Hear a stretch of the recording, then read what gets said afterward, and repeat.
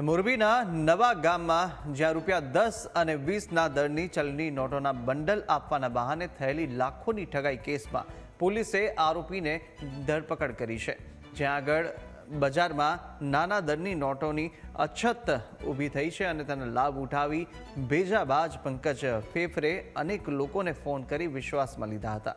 આરોપીએ આરઆર આંગડિયા પેઢી મારફતે કુલ ₹2.5 લાખ મંગાવી લીધા, પરંતુ સામે ચલણી નોટોના બંડલ ન આપી છેતરપિંડી આચરી હતી। ત્યારે આ મામલે ચેતન દેત્રોજાની ફરિયાદના આધારે મોરબી એ ડિવિઝન પોલીસે આરોપીની ધરપકડ કરી વધુ તપાસ હાથ ધરી છે।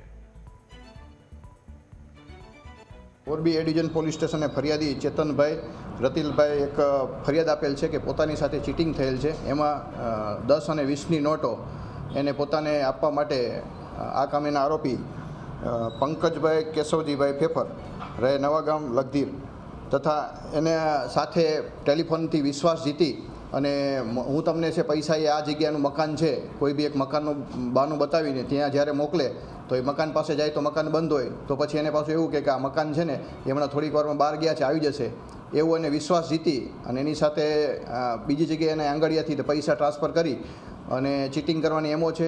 એ 10ની અને 20ની બંડલો બાબતે એક મોરબી તાલુકામાં પણ ગુનો દાખલ થયો છે।